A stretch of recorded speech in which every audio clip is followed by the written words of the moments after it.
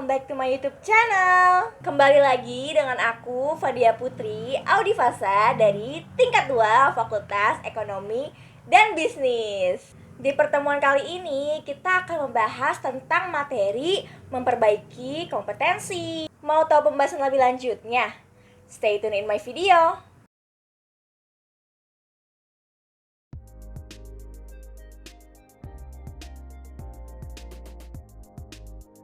Untuk materi yang pertama ada komponen kompetensi. Tapi sebelum itu kita bahas dulu konsep dan sejarah kompetensi.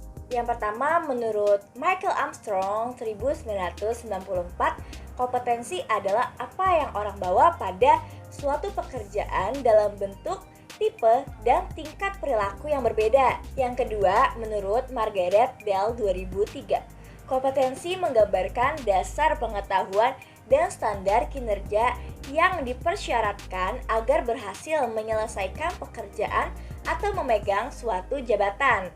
Yang ketiga, menurut SK Kepala BKN 2003, kompetensi adalah kemampuan dan karakteristik yang dimiliki seorang pegawai negeri sipil yang berupa pengetahuan, keterampilan, dan sikap perilaku yang diperlukan dalam tugas jabatannya sehingga PNS tersebut dapat melakukan tugasnya secara profesional, efektif, dan efisien.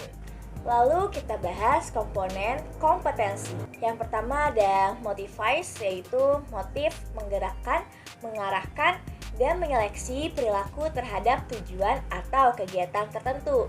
Yang kedua, self-concept, yaitu sikap nilai dan citra diri seseorang. Lalu ada skill, kemampuan untuk melaksanakan tugas fisik tertentu atau tugas mental tertentu.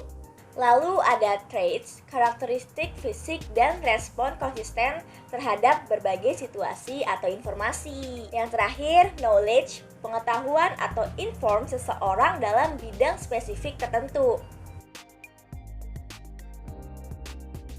Lalu, kenapa sih kompetensi perlu diperbaiki? Yang pertama, ada kepercayaan dan nilai. Kepercayaan dan nilai seseorang terhadap sesuatu sangat berpengaruh terhadap sikap dan perilaku seseorang. Yang kedua, keahlian atau keterampilan. Aspek keahlian atau keterampilan ini memegang peran penting dalam membentuk kompetensi. Ketiga, pengalaman. Pengalaman merupakan elemen penting dalam membentuk penguasaan kompetensi seseorang terhadap tugas. 4. Karakteristik personal. Karakteristik pribadi seseorang turut berpengaruh terhadap kompetensi seseorang. 5. Motivasi. Motivasi seseorang terhadap suatu pekerjaan atau efektivitas akan berpengaruh terhadap hasil yang dicapai. 6. Isu emosional. Hambatan dan blok emosional sering membatasi penguasaan kompetensi. Dan yang terakhir adalah kapasitas intelektual. Kapasitas intelektual seseorang akan berpengaruh terhadap penguasaan kompetensi. Lalu dilanjut tingkat perbaikan kompetensi. Yang pertama adalah mudah diperbaiki, mengembangkan orang lain, efisiensi produksi, kerja tim, keahlian teknis, orientasi pelayanan, mengelola kinerja. Yang kedua, agak sulit diperbaiki, orientasi hasil kualitas keputusan, pengaruh penyelesaian konflik, pemikiran, analisis, kecerdasan organisasional.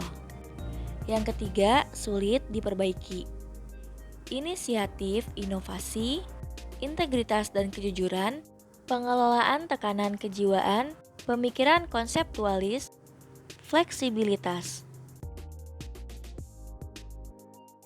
Lalu dilanjut dengan rancangan studi. Rancangan studi terbaik model kompetensi dengan menggunakan sampel yang terdiri dari 6 tahap. Itu adalah menurut Spencer. Antara lain, yang pertama ada menetapkan kriteria kinerja efektif. Yang kedua, mengidentifikasi kriteria sampel. Ketiga, mengumpulkan data. Keempat, analisis data dan pengembangan model kompetensi. Yang kelima, validasi model kompetensi. Dan yang terakhir, mempersiapkan penerapan model kompetensi.